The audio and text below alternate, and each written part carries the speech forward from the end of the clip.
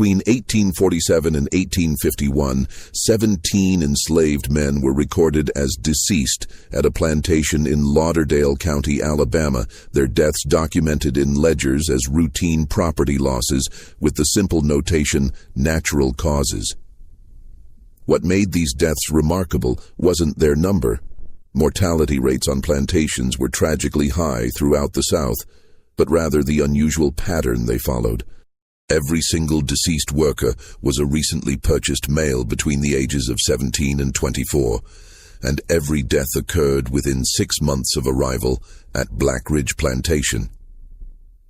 County purchasing records show that the plantation's owner, Cornelius Vanderhorn, paid premium prices for these workers between $800 and $1,000 each, yet recorded their deaths with the same clinical detachment one might use for broken farm equipment.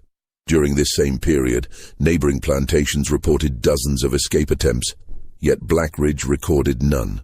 The local sheriff visited the property once in response to an anonymous complaint, spent less than an hour on site, and filed a 3-word report. Matter resolved privately. Before we continue with the story of Blackridge Plantation and its unusual mortality patterns, I want to ask you something. This channel exists because viewers like you appreciate these historical investigations into forgotten mysteries.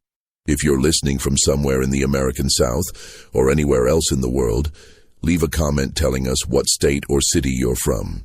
And please hit that subscribe button, because the documents that survived from Blackridge reveal a systematic pattern that challenges our understanding of plantation operations during the antebellum period. The story of Blackridge didn't emerge through scandal or contemporary investigation. It surfaced in 1909, when a courthouse fire inadvertently preserved documents that had been deliberately misfiled in the wrong county's archives for over 50 years. Lauderdale County, Alabama, in the 1840s, represented the economic prosperity of the Cotton South. The Tennessee River provided lucrative trade routes, and by 1845, the county supported 43 major plantations, each competing for both agricultural success and social prestige among the planter class. The region's fertile soil made it ideal for cotton cultivation, and Florence, the county seat, had developed into a thriving commercial center with banks, merchants, and regular steamboat service. Blackridge Plantation occupied 1,200 acres along a gentle slope descending toward Cypress Creek. The main house, constructed in 1832, followed Greek Revival architecture, white columns, wide galleries, and design elements typical of wealthy southern estates. Cornelius Vanderhorn purchased the property in 1839 from a tobacco planter's estate, acquiring both land and 23 enslaved workers included in the transaction. Vanderhorn had accumulated wealth through cotton factoring in Savannah, serving as an intermediary between planters and textile manufacturers. His move to Alabama at age 51 represented a shift in ambition, from merchant to planter, from facilitating agricultural commerce to conducting it directly. His wife had died of fever in 1838, leaving him with one child. His daughter Eugenia, then 18 years old. Contemporary accounts of Eugenia Vanderhorn employ carefully diplomatic language. Church records describe her as substantial in constitution. Letters between planter families reference her considerable physical presence. Medical estimates based on these descriptions suggest she weighed between 280 and 320 pounds, an unusual condition in an era when most people engaged in regular physical labor. She rarely participated in Florence social functions, and when she did, she remained close to her father, speaking minimally and withdrawing from extended interaction. Cornelius Vanderhorn managed Blackridge with exceptional attention to documentation. His plantation journals, which survived the 1909 courthouse fire due to misfiling, reveal meticulous record-keeping. Every cotton bale was weighed and recorded. Every tool purchase included vendor information and cost. Every enslaved person was catalogued with estimated age, health assessment, work capacity, and known family connections. He hired Marcus Gritton, a Tennessee overseer known for maintaining efficient operations without excessive physical discipline. not from moral opposition to violence, but from the practical belief that damaged workers meant reduced productivity. Between 1839 and 1847, Blackridge's enslaved population grew from 23 to 41 people. Vanderhorn made strategic purchases, focusing particularly on young men between 16 and 25, workers who could maintain high productivity for decades. He attended auctions in Florence and Huntsville, occasionally traveling to Nashville for estate sales. The plantation appeared to operate as a standard agricultural enterprise, producing cotton yields consistent with other properties of similar size in the county. What county records and later testimony would reveal, however, was that beginning in 1847, Vanderhorn's purchasing patterns changed in ways that would only become clear years later. He began asking slave traders questions that had nothing to do with fieldwork capacity, questions about temperament, about specific physical characteristics, about whether young men had shown tendencies toward resistance. He was, it would later become apparent, shopping for something other than agricultural laborers. The first indication of unusual activity at Blackridge appears in Vanderhorn's March 1847 ledger entry for Isaiah Pruitt, age 19, purchased from a Huntsville trader. The entry includes standard information: height, weight, dental condition, visible scars, but concludes with a phrase not found in previous purchase records. Suitable for ease purpose. Quiet disposition essential. Isaiah worked standard field assignments for approximately 3 weeks. Then, according to Overseer Gritton's work logs, he was reassigned to house duties in mid-April. Such reassignments weren't inherently unusual. Enslaved people frequently moved between field labor and domestic service. What was unusual was the complete absence of specific duty descriptions. Gritton's logs state only, Isaiah to main house per master's instruction, not to be assigned field work until further notice. Harriet Oakes, who worked as cook at Blackridge, later provided testimony during an 1896 legal proceeding unrelated to the plantation's primary activities. By then 73 years old, her memory of specific dates had faded, but she recalled changes in household routines that began in April 1847. Meal preparations changed that spring, Harriet testified. I received instructions to prepare evening trays with portions for 2 people to be left at the base of the main staircase rather than delivered directly to Miss Eugenia's room.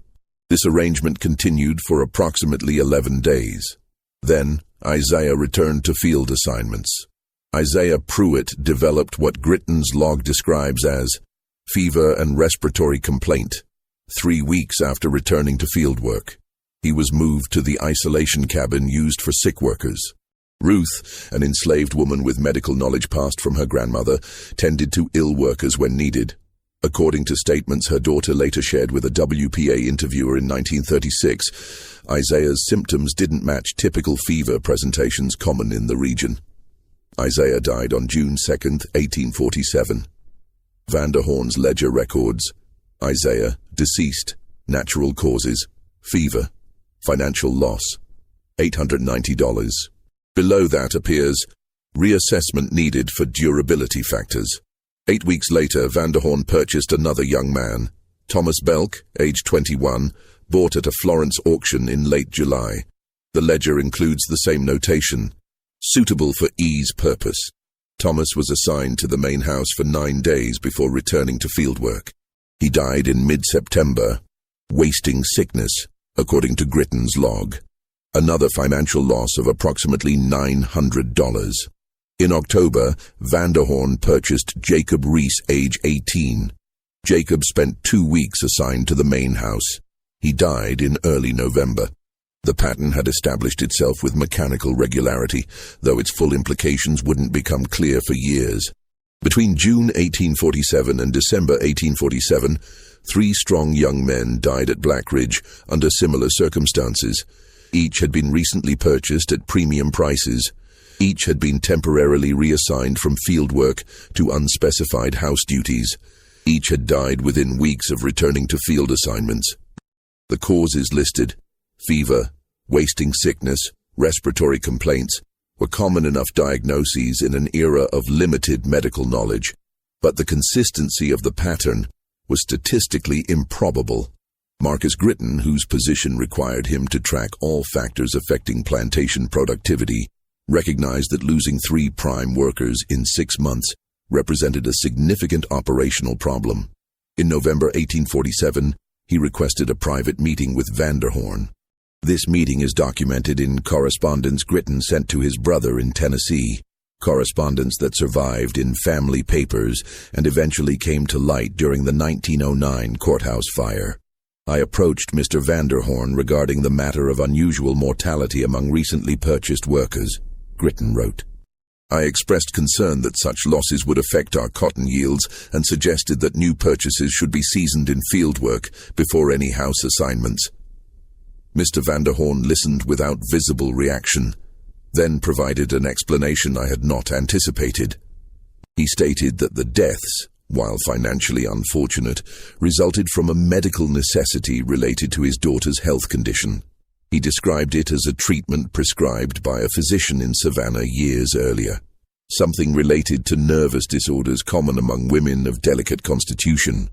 He explained that the treatment required the presence of young, healthy men, and that their subsequent deaths indicated weak constitutions unsuitable for the particular demands of the work. He then asked if I understood my role as overseer, which was to maintain plantation operations and keep family matters confidential. I understood his meaning clearly. What Vanderhorn described to Gritton represented a distortion of actual medical theories circulating in the 1840s. Physicians of that era did believe that various women's nervous conditions could be treated through specific physical therapies. The concept of hysteria and its various treatments had existed in medical literature for centuries. However, no legitimate medical authority would have prescribed a treatment resulting in the systematic deaths of the individuals involved in administering it. Vanderhorn had essentially created a medical justification for a practice that would prove to be systematic exploitation, and he documented it with the same clinical precision he applied to cotton yields and equipment purchases. Between 1847 and 1851, 17 young men cycled through this system.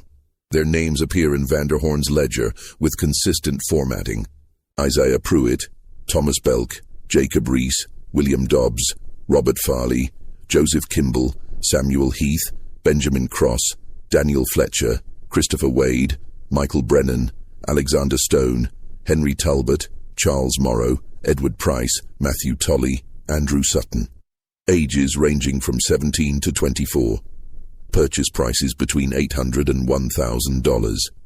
Duration of house service varying from 1 to 3 weeks. Causes of death universally recorded as fever, wasting illness, or respiratory failure. Total financial loss, $15,300, a sum Vanderhorn noted in an 1851 accounting summary as acceptable expense relative to maintaining ease, health, and household stability. The enslaved community at Blackridge developed awareness of the pattern, though open discussion was impossible. Survival depended on not drawing attention, not asking questions, not challenging the established order. But knowledge circulated nonetheless. Young men began to recognize danger in being purchased by Blackridge. In Florence's slave market, some traders quietly steered Vanderhorn toward workers with pre-existing health issues, calculating that if death was inevitable, it might as well be someone already compromised. Other traders simply didn't concern themselves with such considerations. A sale was a sale, and the dead couldn't file complaints. What remains remarkable about this period is how completely Vanderhorn maintained his social standing in Florence. He attended First Presbyterian Church regularly, sometimes accompanied by Eugenia, sometimes alone. He served on the County Agricultural Improvement Board. He hosted occasional dinners for fellow planters. He paid debts promptly and maintained his property impeccably. No one in white society suspected irregularities, or if they did, they chose not to investigate. The privacy of plantation operations was considered sacrosanct. What happened on a man's property, particularly regarding the people he owned, was his business alone. This arrangement continued without interruption until January 1851. when two events occurred that would begin to unravel Vanderhoorn's carefully maintained system. First, Eugenia discovered she was pregnant. Second, the county sheriff received an anonymous letter. The pregnancy became apparent to household staff in late February 1851. Harriet Oakes, who had borne 6 children before being sold away from them, recognized the early signs. Following household protocol, she informed Vanderhoorn that Miss Eugenia would require wardrobe adjustments for changing proportions. According to Harriet's later testimony, Vanderhoorn's reaction was immediate and concerning.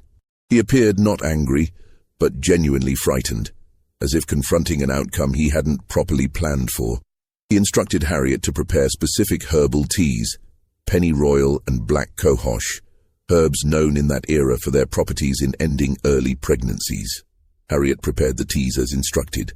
They proved ineffective.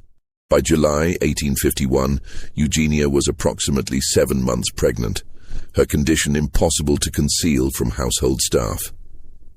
Vanderhoorn had stopped inviting visitors to the property, and Eugenia had entirely ceased appearing in Florence. The pregnancy represented a crisis that Vanderhoorn's documented system hadn't anticipated. An illegitimate child would destroy Eugenia's already minimal social prospects, but more critically, it would inevitably prompt questions about paternity, questions that could expose the entire arrangement. Meanwhile, the anonymous letter had created its own complications. It arrived at Sheriff Coleman Pettigrew's office in early February 1851, postmarked from Florence with no return address. The letter survived the 1909 courthouse fire, preserved in an evidence file for an unrelated case. The handwriting was educated and deliberately disguised. Sheriff Pettigrew, you should inquire into the unusual mortality among young Negro men at Blackridge Plantation. 17 deaths in 4 years, all following similar patterns, all shortly after purchase. Mr. Vanderhoorn's ledgers will show financial losses he appears willing to sustain. A man doesn't lose 17 strong workers to fever unless factors beyond fever are operating. The community deserves protection from whatever illness or conditions exist at that property. A concerned citizen. Sheriff Pettigrew, while not an abolitionist or particularly concerned with enslaved people's welfare, was troubled by anything suggesting disorder in his jurisdiction. 17 deaths did seem statistically unusual. In late March 1851, he rode to Blackridge unannounced, characterizing his visit as routine inspection in response to health concerns. Vanderhoorn met him on the front gallery. They conversed for approximately 40 minutes. No detailed record of their conversation exists. Pettigrew's official report contains only 3 words.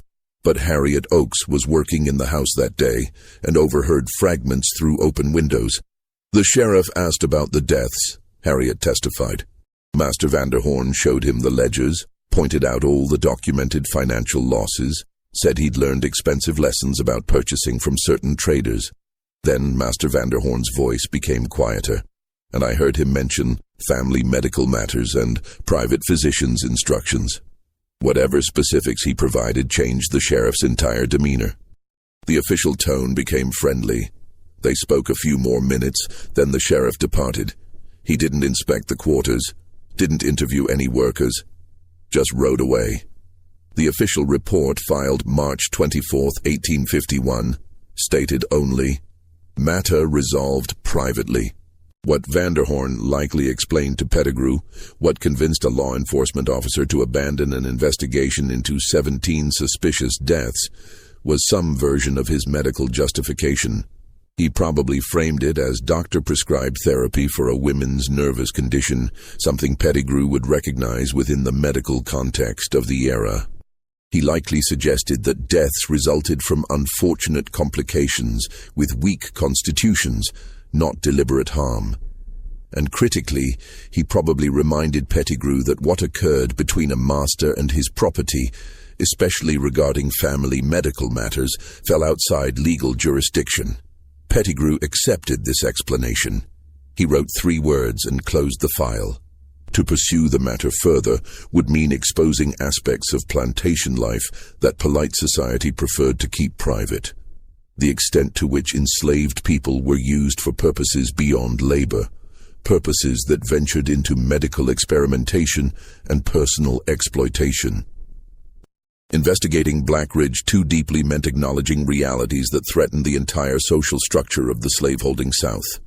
The identity of the letter writer was never discovered. Someone with education, with access to information about Vanderhorn's purchases, with sufficient conscience or anger to risk exposure. But that person remained anonymous, and the letter achieved nothing beyond a perfunctory visit that changed nothing.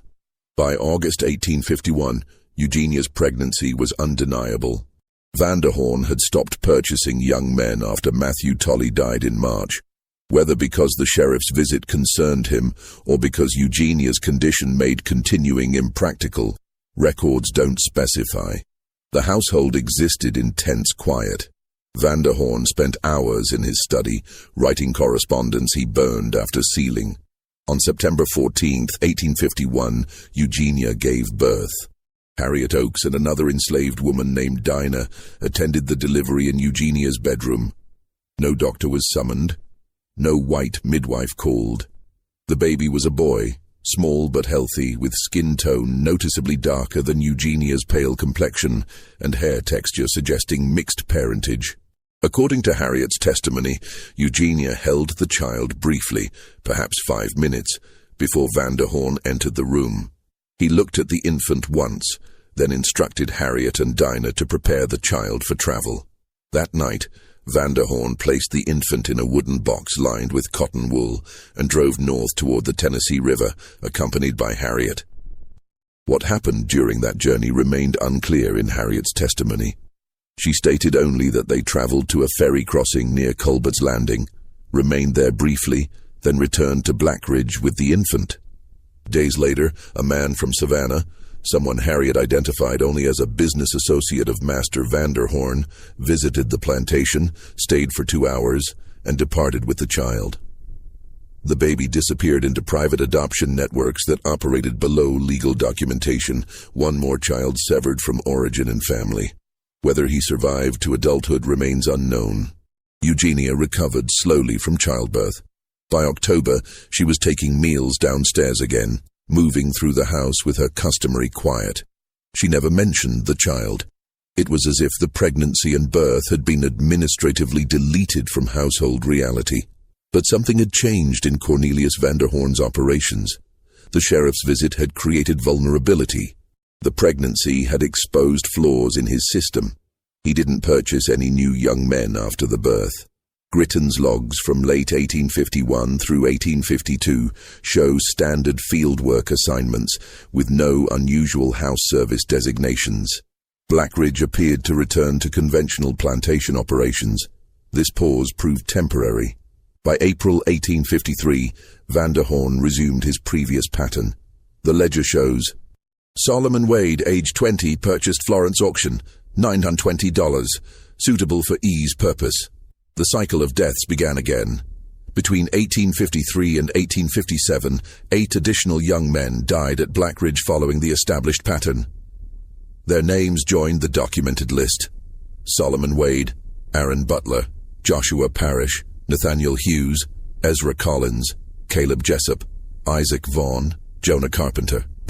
Each purchased at premium prices, each temporarily assigned to house service, each dying within weeks of returning to field work, each buried in the far corner of the property, where graves had become numerous enough to form distinct rows. The pattern's consistency began generating broader awareness beyond Blackridge's boundaries. Enslaved people who'd been sold away from the plantation carried fragmented knowledge to neighboring properties. Not complete information. Few people knew full details except household staff, but enough pieces to create reputation. In Florence's slave market, certain traders noticed that strong young men sometimes showed visible fear upon learning they'd been purchased by Cornelius Vanderhorn. A Huntsville trader named Wickham kept informal transaction notes in a family Bible. In an entry dated July 1856, he wrote, "Sold boy named Caleb to C. Vanderhorn of Lauderdale County. The boy heard the name and showed considerable distress, asked if sale could be redirected elsewhere. I informed him the transaction was complete. He asked if I was a Christian man. I confirmed I was. He requested I pray for him, stating he expected to die at that place. I thought his response dramatic at the time. Later learned he did indeed die, approximately 4 months after purchase. Gives one pause for consideration. Yet such considerations never translated into investigation. Questioning one planter's operations too closely might invite questions about others, and everyone preferred the existing arrangement where plantation affairs remained private. By late 1856, Cornelius Vanderhoorn's health had begun deteriorating. He developed symptoms consistent with what was likely prostate cancer, difficulty urinating, chronic lower back and abdominal pain, episodes of bleeding. By early 1857, his decline was visible. Significant weight loss, jaundiced complexion, increasing immobility. He could no longer travel to Florence for auctions or manage daily plantation oversight. Marcus Gritton, who'd served as overseer for 18 years, made a decision. In March 1857, he wrote to his brother, "Mr. Vanderhoorn is clearly failing. I estimate 6 months remaining at most. When he passes, I will be leaving this property. I've witnessed things here that weigh on my conscience, and I won't remain to serve his daughter when she inherits. Someone else can manage whatever Blackridge becomes next." Vanderhoorn died on August 11th, 1857, at age 69. A doctor from Florence attended his final days, providing laudanum for pain management. The death notice in the Florence Gazette praised him as a pillar of agricultural excellence, devoted father, and gentleman of steady Christian principle. His funeral drew substantial attendance from the planter community.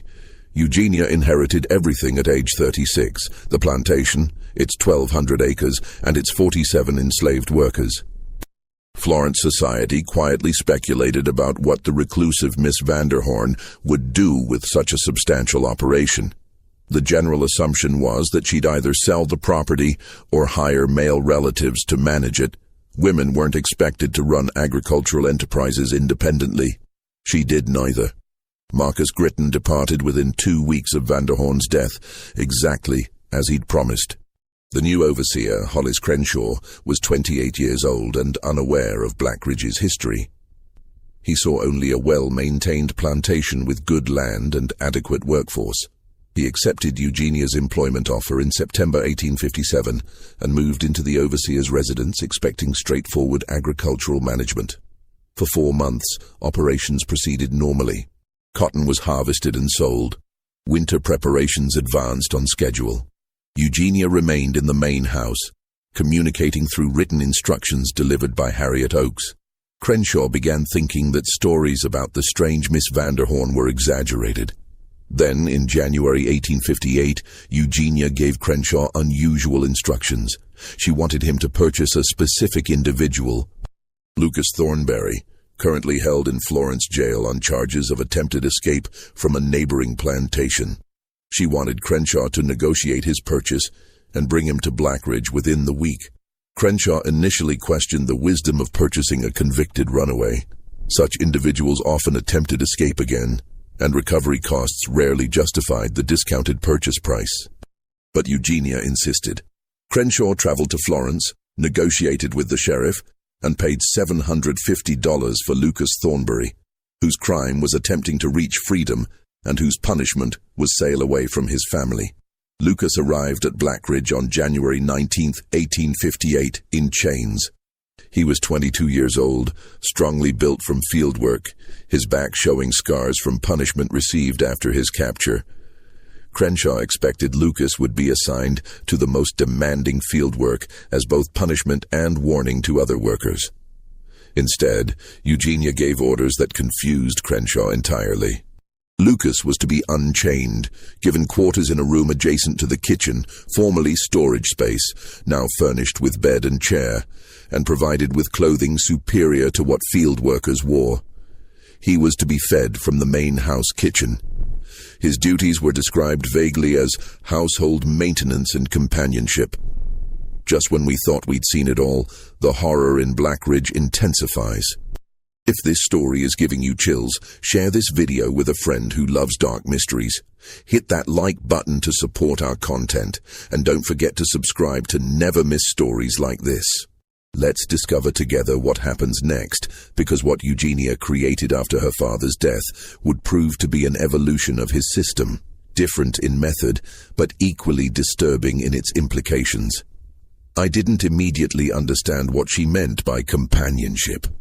Crenshaw wrote years later in correspondence that surfaced during an 1889 court case. I thought perhaps she required someone for heavy lifting or household repairs. It took approximately 2 weeks before I understood the actual arrangement. When I did, I comprehended why Marcus Gritton had departed so quickly.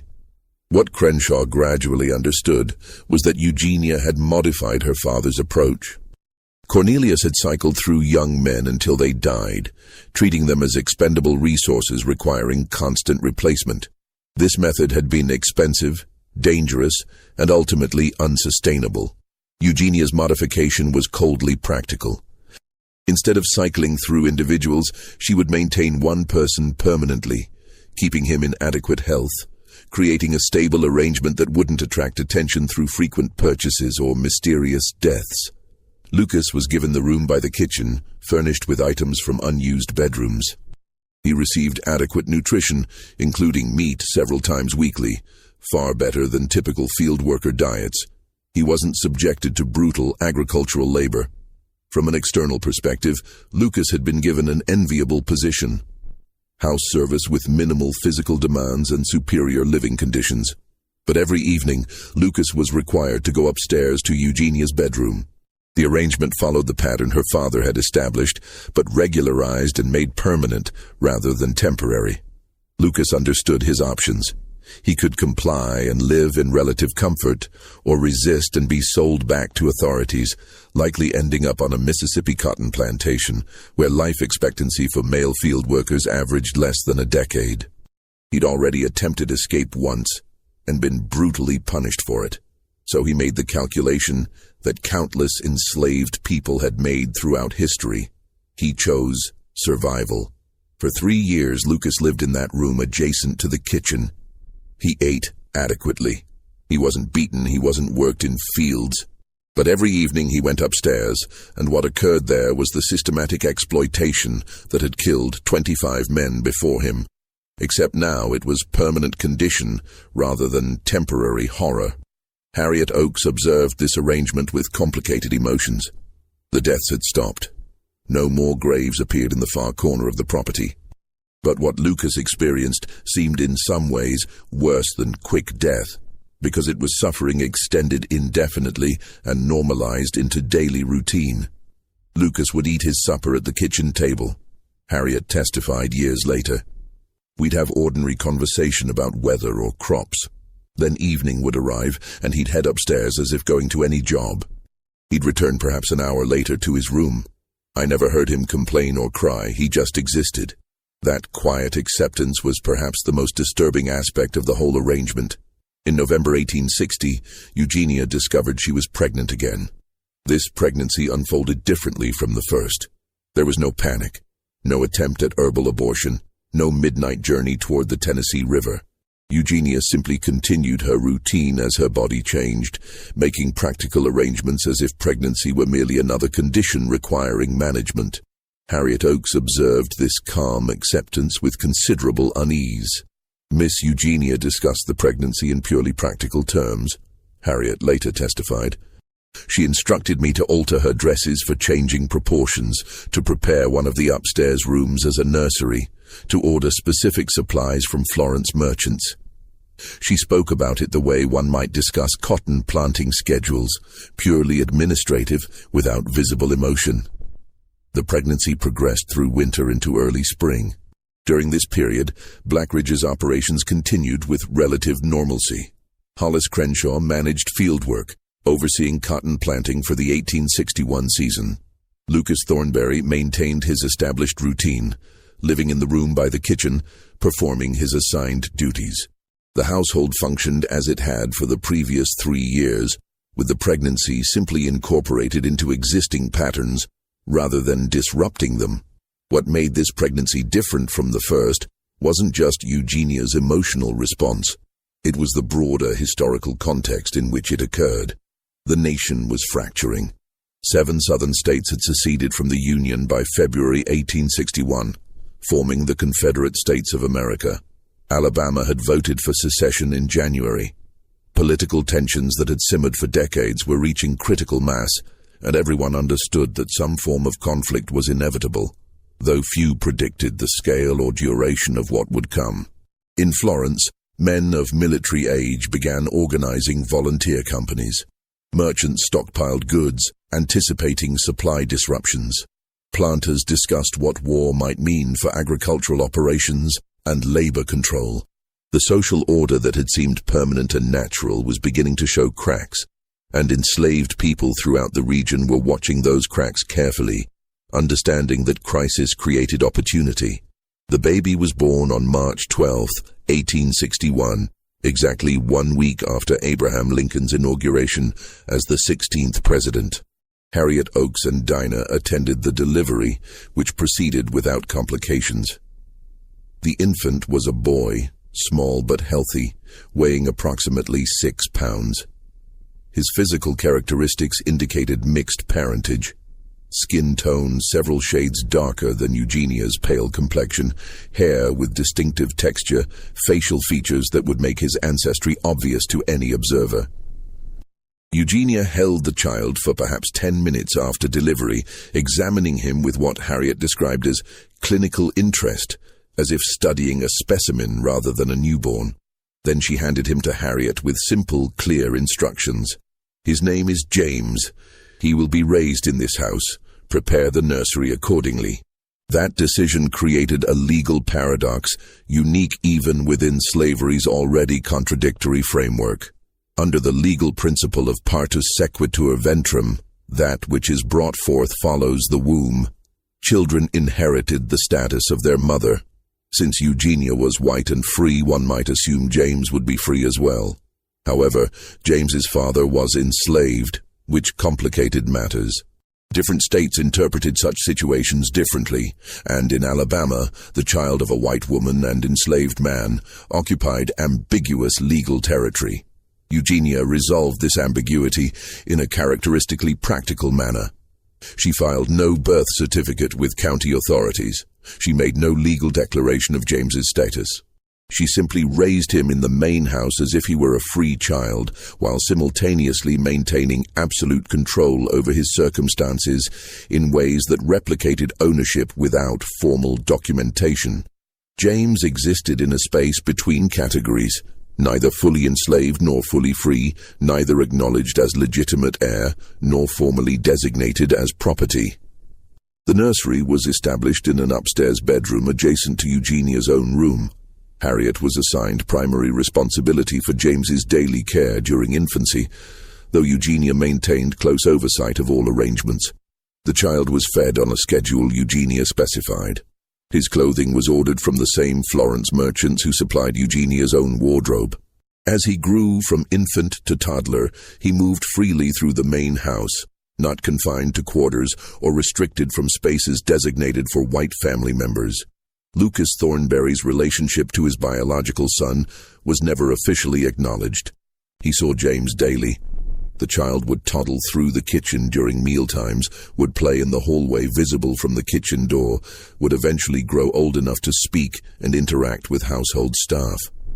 But Lucas was forbidden from identifying himself as James's father, from developing any parental relationship, from even addressing the child directly beyond basic household courtesies one might extend to any employer's child.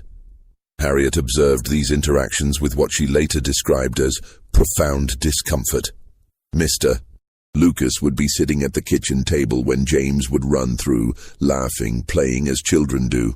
Mr. Lucas would watch him with an expression I cannot adequately describe, something between joy and grief, between love and pain, but he never reached out, never called to him, never attempted interaction beyond a polite nod if James looked in his direction.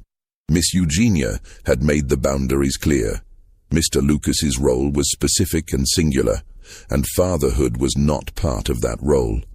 Violating those boundaries meant being sold away, which would mean never seeing James again. So Mr. Lucas maintained silence and watched his son grow 3 feet away from him. The arrangement revealed the extent to which Eugenia had internalized and adapted her father's systems of control. Cornelius had exercised power through threat of death and replacement. Eugenia exercised power through something more subtle and potentially more effective: the threat of permanent separation from the one thing that might give Lucas reason to endure his circumstances.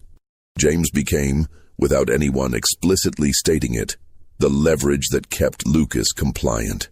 As James grew from infant to toddler to young child, his presence in the household created additional complications. By age 3, he was speaking fluently. By age 4, he was asking questions about household dynamics that were difficult to answer. Why does Mr. Lucas live in the kitchen room? Why doesn't Mr. Lucas eat supper with us? Why don't I have a papa like other children? These questions, innocent in their origin, threatened to expose the carefully maintained fiction of Blackridge's household arrangements. Eugenia's response was to begin formal education earlier than typical. In 1865, when James was 4 years old, she hired a tutor, a free black man named Solomon Washington, who lived in Florence and had received education through missionary schools before the war. Washington visited Blackridge 3 times weekly, teaching James basic literacy, arithmetic, and what he carefully described in later interviews as appropriate deportment for a child of uncertain station. Washington's hiring itself was remarkable. In 1865, the Civil War had just ended. Emancipation was freshly declared, and the entire social structure of the South was in violent flux. Yet, Eugenia Vanderhorn, a white woman living alone on a deteriorating plantation, hired a black man to educate a mixed-race child whose legal status was undefined.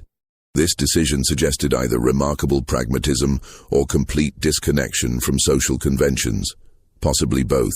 Miss Vanderhorn interviewed me very carefully before offering employment. Washington recalled in an 1893 interview with a Northern journalist researching post-war Alabama. She asked about my educational background, my teaching philosophy, my understanding of discretion. She made clear that James's education must be thorough, but that discussions of family matters were not appropriate subjects for instruction. I was to teach reading, writing, arithmetic, history, and geography. I was not to inquire about household arrangements or discuss them with anyone in Florence. The compensation she offered was generous enough that I accepted those terms. Washington taught James for 3 years, from 1865 to 1868. During that period, he observed a household that he described as profoundly abnormal, even accounting for the general abnormality of post-war plantation life. The main house was deteriorating, paint peeling, roof leaking in several rooms, furniture showing signs of neglect. The few field workers who remained worked sporadically and were rarely paid on time. Eugenia herself appeared increasingly disconnected from practical reality, sometimes giving contradictory instructions, sometimes failing to respond to direct questions. But James's education continued with meticulous consistency. Washington arrived every Monday, Wednesday, and Friday at 9 o'clock in the morning. He taught in a small upstairs room designated as the schoolroom. James proved to be an intelligent, eager student, mastering reading far ahead of typical schedules and showing particular aptitude for mathematics and geography. James asked me once about his father, Washington recalled. He was perhaps 6 years old at the time. He said, "Mr. Washington, everyone has a papa. Where is mine?" I told him that was a question for his mother, not his tutor. He accepted that answer, but looked deeply unsatisfied. A few weeks later, he asked, "Is Mr. Lucas my papa?" I told him again that such questions were outside my purview as an educator. He never asked again in my presence, but I believe he had arrived at his own conclusions. Meanwhile, the Civil War had progressed from anticipated brief conflict to prolonged catastrophe. Fort Sumter fell in April 1861, the same month James was born. The First Battle of Bull Run in July shattered Union assumptions about quick victory. By 1862, the war had become a grinding struggle of attrition, with casualties mounting to levels that shocked both sides. Lauderdale County, while not a major battleground, felt the war's effects significantly. Young men enlisted in Confederate units, the 4th Alabama Infantry, the 9th Alabama Infantry, various cavalry companies. Many never returned. Those who did often came back wounded or broken. The economy contracted severely as Union blockades restricted trade and inflation made Confederate currency increasingly worthless. For enslaved people throughout the region, the war represented the first realistic hope for freedom many had ever known. News traveled through informal networks, whispered conversations, information passed between plantations, reports from travelers. People learned that Union policy had evolved from merely suppressing rebellion to actively dismantling slavery. The Emancipation Proclamation, issued January 1st, 1863, declared enslaved people in rebel states to be free, though enforcement depended entirely on Union military presence.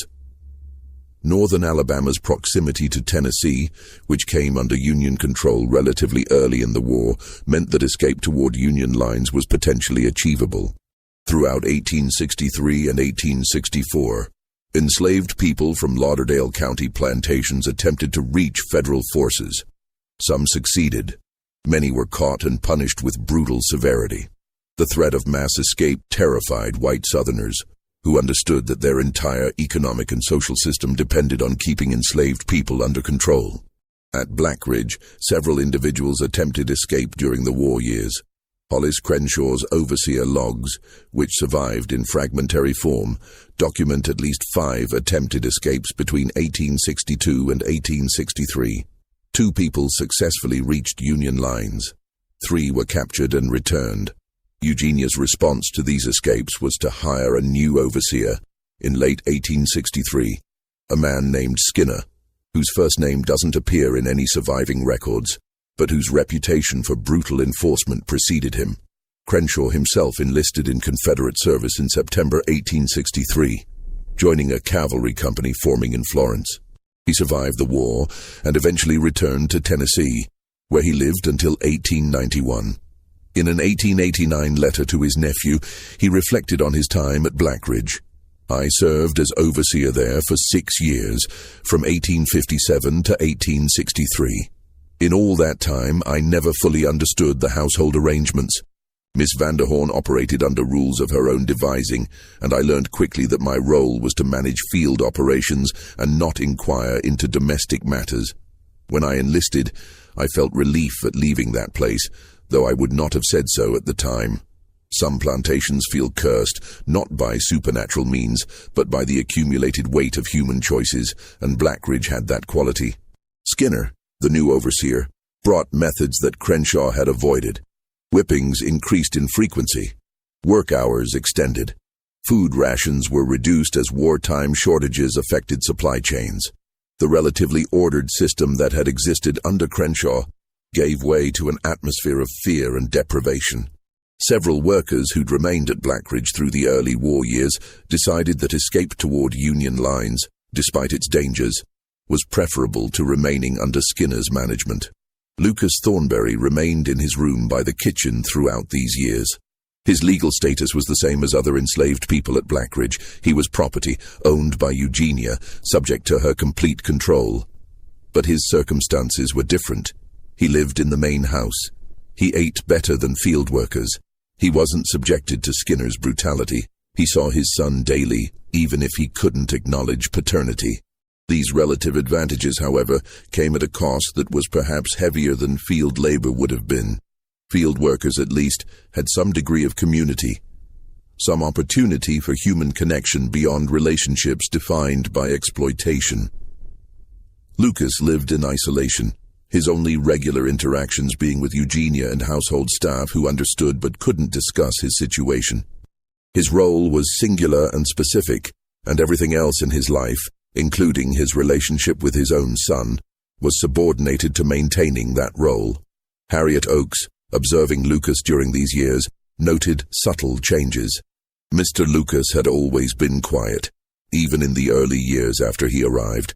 But during the war, that quietness became something different, something more like absence. He would sit at the kitchen table, eating whatever I'd prepared, and his face would be perfectly blank. Not sad, not angry, not anything. Just blank, as if he'd learned to remove himself entirely from present experience, to exist somewhere internal where what happened to his body didn't touch whatever remained of his self. I'd seen that look before, in people who'd endured things that broke something fundamental inside them. Mr. Lucas had that look. The war ended in April 1865, with Lee's surrender at Appomattox. News reached Lauderdale County within days, traveling faster than it might have in peacetime due to the intense attention everyone paid to war developments. The Confederacy had collapsed. Slavery was finished. The 13th Amendment, ratified in December 1865, made emancipation constitutional law throughout the United States. But freedom, when it came to northern Alabama, came as a complicated, dangerous negotiation rather than a simple declaration. Federal troops were present in the region but thinly spread. Many white Southerners were determined to restore antebellum racial control through different means: vagrancy laws, apprenticeship systems, labor contracts that replicated slavery in everything but name, and outright violence against black people who asserted their freedom too boldly. For formerly enslaved people, navigating this new landscape required careful calculation. Freedom was real, legally, definitively real, but survival in freedom required resources, opportunities, and protections that were scarce. Many people stayed on the plantations where they'd been enslaved, not because they wanted to, but because immediate alternatives seemed even more dangerous. At Blackridge, emancipation meant different things to different people. For most of the workers, it meant immediate departure. Within weeks of understanding that they were legally free to leave, approximately 30 of the 47 people who'd been enslaved there walked away. Some headed toward Florence, seeking wage labor in a town whose economy had collapsed, but which still offered more opportunities than plantation work. Others traveled north toward Tennessee, where Union military presence was stronger, and aid organizations had established operations to help formerly enslaved people transition to freedom. A handful of people stayed, negotiating labor contracts with Eugenia. These contracts, common throughout the post-war South, theoretically established employer-employee relationships with wages, specified work hours, and mutual obligations. In practice, they often replicated slavery's essential dynamics: black workers providing labor, white employers maintaining control, compensation being minimal or non-existent, and mechanisms for enforcement favoring employers overwhelmingly. The contracts at Blackridge were particularly problematic because Eugenia had no money to pay wages. The war had destroyed Southern currency. Confederate bonds and banknotes were worthless. Land had value in theory, but couldn't be converted to cash without buyers, and no one was buying plantation land in 1865. Eugenia offered deferred compensation, promises of future payment once cotton could be grown, harvested, and sold. A few desperate workers accepted these terms, having nowhere else to go and hoping that some payment would eventually materialize. Harriet Oakes was not among those who stayed. She was 65 years old in July 1865 when she left Blackridge. She'd been at the plantation since 1847, 18 years, and had witnessed the full scope of what occurred there. She carried no possessions when she left, wanting nothing that would connect her to that place. She settled in Florence, taking whatever washing and cleaning work she could find. Florence in 1865 was a town struggling to survive economic collapse. Businesses closed, buildings deteriorating, unemployment widespread. But it was still preferable to Blackridge. Harriet rented a small room above a stable, worked 6 days a week at various households, attended services at First Baptist Church, where a community of formerly enslaved people was establishing itself. I walked away from that plantation with nothing but the dress I wore, and 20 years of memories I wished I could leave behind, Harriet said in her 1896 testimony. But memories don't work that way. You carry them whether you want to or not. I carried the memory of every young man who came to that house and never left it alive. I carried the memory of a baby in a box on the way to the river. I carried the memory of Mr. Lucas watching his son grow up 3 feet away without being able to speak to him. Those memories never left me, not in 30 years. Lucas Thornbury initially stayed at Blackridge after emancipation. This decision puzzles historians and has generated considerable scholarly debate about the psychological effects of prolonged exploitation and trauma. Lucas was free. He had no legal obligation to remain. He could have walked away as most others did. But he stayed in his room by the kitchen, continuing the same routines he'd followed for 7 years. Various theories have been proposed to explain this decision. Some historians suggest Lucas stayed because of James, that seeing his son daily, even without being able to acknowledge paternity, was preferable to being separated from him entirely. Others argue that Lucas had been so psychologically damaged by his circumstances that he couldn't imagine alternatives, that 7 years of systematic exploitation had destroyed his capacity to envision different possibilities for his life. Still others suggest that Eugenia maintained some form of psychological control, that legal emancipation couldn't immediately break, that patterns of domination established over years don't disappear simply because laws change. The most disturbing possibility, suggested by Eugenia's own behavior during this period, is that she simply didn't acknowledge that emancipation applied to Lucas. She continued giving him instructions as if nothing had changed. She continued expecting him to fulfill his assigned role. And Lucas, for reasons that can only be speculated about, continued complying. Solomon Washington, James's tutor, observed these dynamics during his visits to Blackridge between 1865 and 1868. The household existed in a state of profound denial about the war's outcome and emancipation's reality, he recalled. Miss Vanderhorn conducted herself as if the social order remained exactly as it had been in 1860. She gave instructions to Mr. Lucas and to the few workers who remained as if they were still her property. Most remarkably, many of them complied, at least initially. It took time for people to understand that legal freedom meant they could actually refuse, actually leave, actually assert autonomy. That understanding came gradually, unevenly, differently for each person. By 1867, Blackridge had effectively ceased functioning as an agricultural operation. No cotton was planted that spring. Fields that had been under cultivation for decades began reverting to wild growth. Fences rotted. Equipment rusted. The main house, already showing signs of neglect during the war, deteriorated further. Shutters hanging loose, roof leaking, paint peeling to bare wood. Eugenia herself showed signs of serious mental decline. Neighbors who occasionally encountered her, Blackridge was relatively isolated, but Florence residents would sometimes pass by on the road, reported seeing a woman who appeared much older than her 46 years. She was thin to the point of emaciation, her clothing dirty and ill-fitting, her hair uncombed.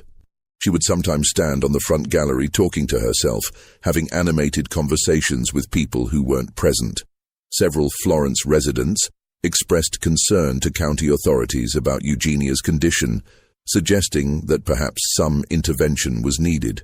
But county officials, overwhelmed with post-war chaos and having no clear legal framework for addressing such situations, took no action. White women of property, even deteriorating property, were presumed to have the right to manage their own affairs. Unless she posed immediate danger to others, Eugenia would be left alone. James was 6 years old in 1867, a bright, articulate child who read at levels far beyond his age. Solomon Washington continued tutoring him 3 days per week, though Eugenia's payments had become irregular, and Washington was essentially volunteering his time out of concern for the child's welfare. James was aware that something was wrong with his mother, Washington recalled. He would say things like, "Mama forgot to eat again today," or "Mama was talking to people I couldn't see." He understood that their household was different from others, that his own status was uncertain, that the world around them was changing in ways that might affect him significantly. But he was still a child, trying to make sense of circumstances that would have challenged adults. James's racial identity was becoming increasingly problematic as he grew older. In the fluid period immediately following emancipation, when social categories were being violently renegotiated, a light-skinned child of ambiguous status could occupy a kind of liminal space. But by 1867, as white Southerners worked to restore racial hierarchies through law and custom, that liminal space was closing.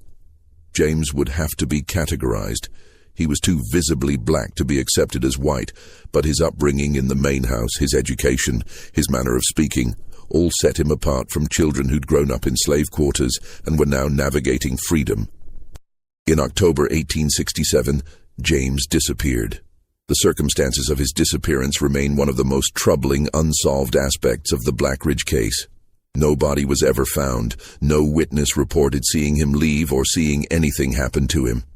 He simply ceased to exist in any documentation.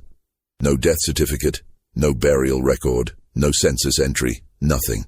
Several theories have been proposed. Some accounts suggest James ran away, possibly attempting to reach relatives of his father's who lived in Tennessee. Lucas had occasionally mentioned to Harriet and others that he had a sister who'd been sold to a plantation near Nashville before the war. Perhaps James had heard of this aunt and decided to try finding her. This theory is supported by the fact that several children throughout the South did successfully navigate long-distance travel in the chaotic post-war period. Another theory, darker and less substantiated, suggests that James may have been killed, either by white supremacists who found his ambiguous status in education offensive or possibly in a tragic accident. The post-war South was extraordinarily violent, particularly toward black people who were perceived as not observing proper racial deference. A well-educated, mixed-race child living in a deteriorating plantation might have attracted dangerous attention.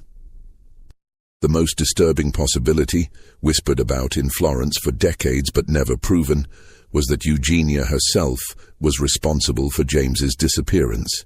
By October 1867, Eugenia's mental state had deteriorated significantly.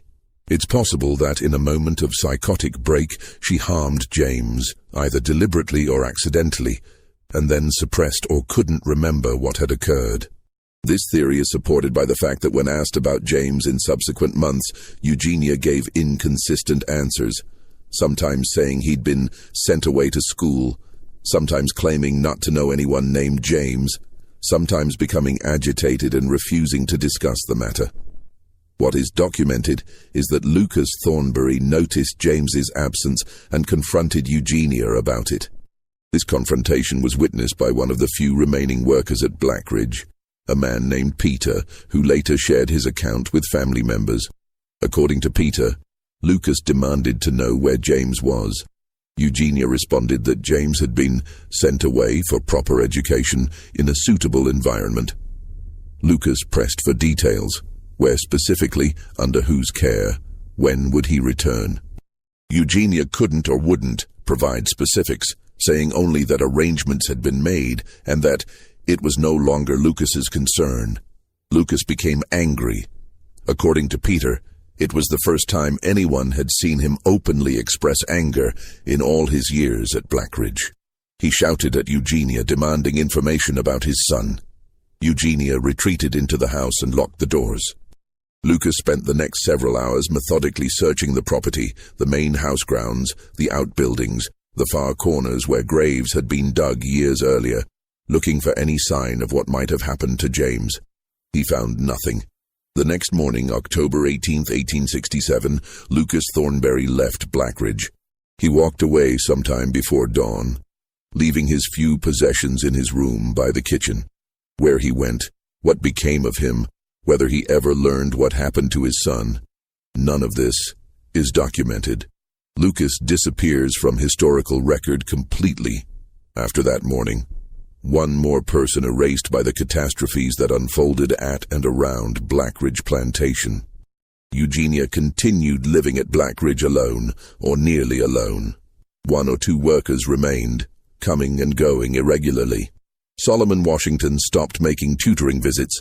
There was no longer a student to teach, and Eugenia had stopped responding to his attempts to collect payment for previous work. The property continued deteriorating. Neighbors reported seeing smoke from the kitchen chimney irregularly, suggesting that Eugenia was eating only occasionally or that she'd stopped maintaining regular routines. In March 1869, a neighbor traveling past Blackridge noticed that no smoke had come from the chimneys for several days and that the main house appeared completely dark at night. Concerned, he alerted authorities in Florence. A sheriff's deputy rode out to the property and, receiving no response to his knocking, entered the house. He found Eugenia Vanderhorn dead in her upstairs bedroom. She appeared to have been deceased for approximately 3 to 5 days. The room contained no signs of violence or struggle. Eugenia was lying on her bed, fully clothed, severely emaciated. The deputy's report noted that the house contained adequate food supplies in the kitchen, preserved goods, flour, salted meat, suggesting that Eugenia hadn't starved from lack of food, but rather from inability or unwillingness to eat. The doctor who examined the body, Dr. Harold Sinclair from Florence, wrote in his report, "Cause of death, malnutrition and general debilitation. Deceased appears to have suffered from severe mental disturbance of extended duration. Evidence suggests patient was unable to maintain basic self-care in final weeks of life. Estimate weight at time of death approximately 90-95 pounds, down from previous documented weight of 300 plus pounds. Death appears to have been gradual decline rather than acute event. Eugenia Vanderhorn died at age 48. A brief obituary appeared in the Florence Times. Miss Eugenia Vanderhorn, daughter of the late Cornelius Vanderhorn, passed away at her residence at Blackridge Plantation. Services to be held at First Presbyterian Church. Interment at Florence Cemetery." The obituary mentioned nothing about her life, her circumstances, or what had occurred at Blackridge during her lifetime and her father's. Her funeral was sparsely attended. Perhaps 15 people, mostly elderly acquaintances of her father's, who felt obligated to pay respects. She was buried in the Vanderhorn family plot at Florence Cemetery, next to Cornelius, under a simple granite stone reading, "Eugenia Vanderhorn, 1821-1869, daughter of Cornelius." The stone said nothing else. No verse, no epitaph, no summary of life. The property sat abandoned after Eugenia's death. No heirs came forward. Eugenia had never married, and James, her only child, had disappeared.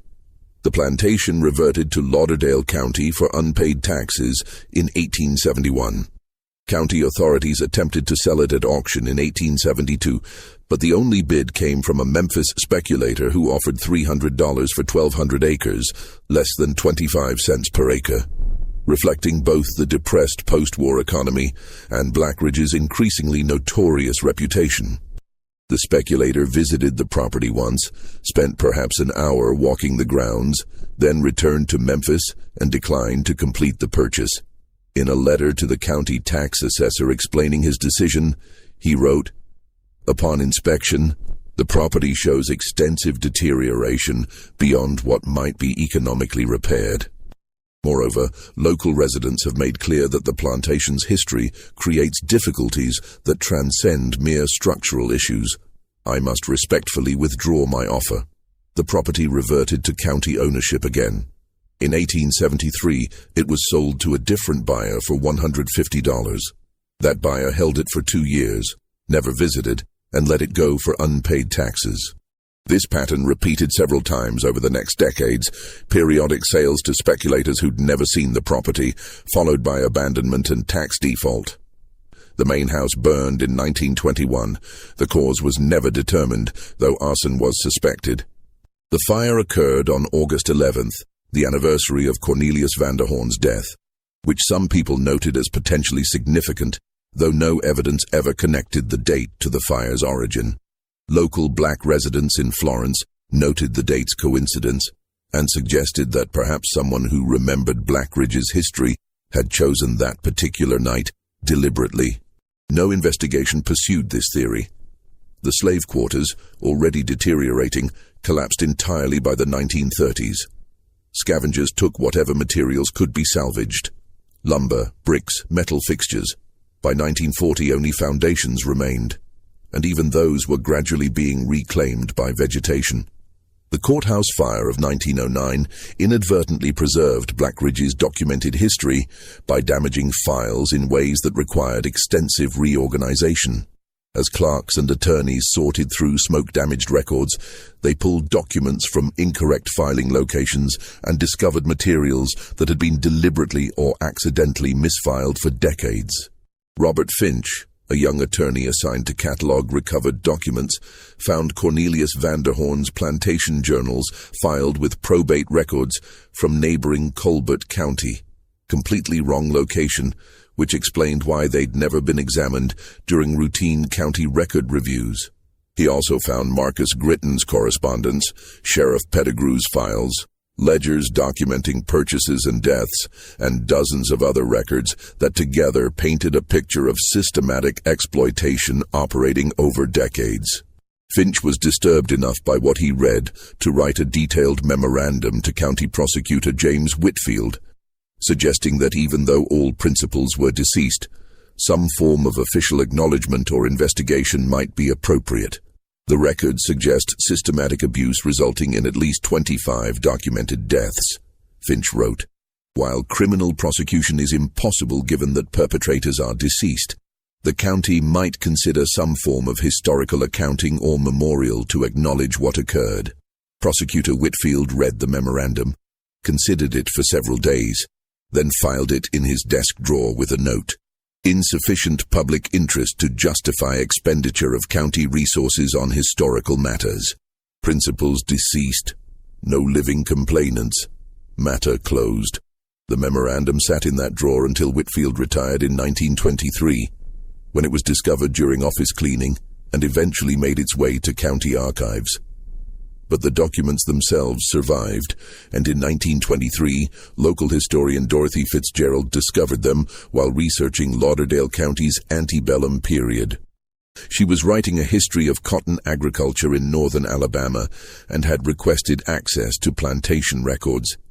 What she found in the Blackridge materials shocked her sufficiently that she felt compelled to write about it. Her article, Troubling Records from a Pre-War Plantation, appeared in the Florence Times in November 1923.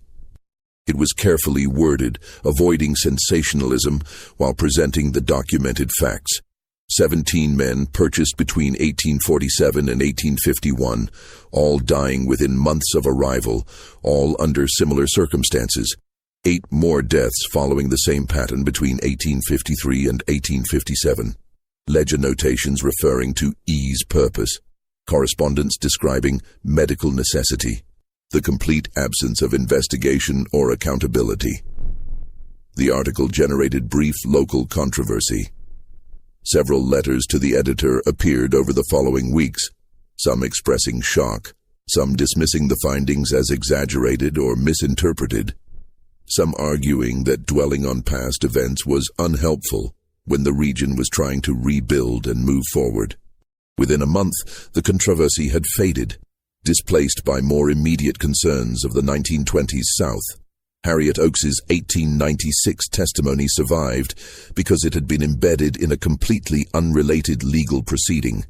In 1895, a property dispute arose regarding land boundaries between 2 farms that had been carved from the former Blackridge Plantation. Attorneys for both sides sought testimony from elderly residents who remembered the property's original configuration and landmarks. Harriet was 73 years old when attorneys located her in Florence. She agreed to provide testimony, appearing at a deposition in March 1896. The attorneys asked her about fence lines, creek boundaries, road locations, technical questions about property geography. But, as Harriet described the plantation's layout, she began including details about its operations, its inhabitants, its history.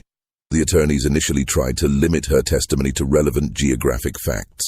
But as Harriet continued talking, describing the main house, the quarters, the far corner where graves had been dug, they realized they were hearing something historically significant. One attorney, Thomas Breckenridge, asked if Harriet would be willing to provide expanded testimony about her experiences at Blackridge. even though such testimony wasn't directly relevant to the property dispute. Harriet agreed. Over 3 days in March 1896, she provided detailed testimony about her 18 years at Blackridge, the household operations, the purchases of young men, the pattern of deaths, the births of 2 children, the war years, the period after emancipation. Her testimony was recorded by a court stenographer and preserved in case files that eventually made their way to county archives. "I've lived 30 years since I walked away from that plantation," Harriet said near the end of her testimony. 30 years of trying to understand what I witnessed and what I participated in, because silence was participation.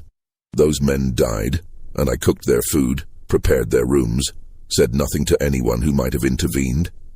I survived by keeping quiet. That was the only choice available, or at least the only choice I could see. I don't know if I made the right decision. I just know it was the decision I made, and I've lived with it ever since. The attorney taking her deposition asked if she'd ever attempted to contact authorities during the years she worked at Blackridge. Harriet's response was recorded in the transcript. Contact authorities about what, exactly? About a white man doing what he pleased with people he owned? About systematic exploitation that was perfectly legal under the laws of that time? Sheriff Pettigrew came to Blackridge once, talked to Master Vanderhorn, and left satisfied. What would a second report have accomplished? I had no power, no standing, no protection. I survived by being invisible and useful. That was the only power available to people in my position. The land that was Blackridge Plantation is now divided among approximately 8 different properties, small farms, scattered houses, some acreage that remains wooded. None of the current owners have any connection to the original plantation or knowledge of its history beyond what they might have read in Dorothy Fitzgerald's 1923 article, if they're aware of it at all. The graves are lost. Cornelius Vanderhorn's ledgers documented 25 deaths between 1847 and 1857, but the graves were never marked with headstones or formal markers. They were located in what the ledger described as far northeast corner of property, beyond tree line. Modern property divisions make identifying that location impossible with certainty. The graves are somewhere within those 1,200 acres, now owned by multiple people, reclaimed by decades of vegetation growth, unmarked and unmourned, except in historical documents that most people will never read. The names survive only in ledger entries. Isaiah Pruitt, Thomas Belk, Jacob Reese, William Dobbs, Robert Farley, Joseph Kimball, Samuel Heath, Benjamin Cross, Daniel Fletcher, Christopher Wade, Michael Brennan, Alexander Stone, Henry Talbot, Charles Morrow, Edward Price, Matthew Tully, Andrew Sutton, Solomon Wade, Aaron Butler, Joshua Parrish, Nathaniel Hughes, Ezra Collins, Caleb Jessup, Isaac Vaughan, Jonah Carpenter. Men who were purchased, exploited, and disposed of with the same administrative precision used for agricultural equipment. Men whose deaths were recorded as acceptable business expenses. Men whose lives and deaths went uninvestigated, unacknowledged, unremembered except as financial losses in a plantation account book. This case reveals how systematic exploitation can operate behind facades of respectability, how meticulous documentation can record atrocity with the same clinical detachment used for cotton yields, how entire communities can maintain silence in the face of known horror because challenging it would threaten social structures that benefit those with power. Cornelius Vanderhorn died peacefully in his bed, praised in obituaries, mourned by the planter community, buried with honor in Florence Cemetery.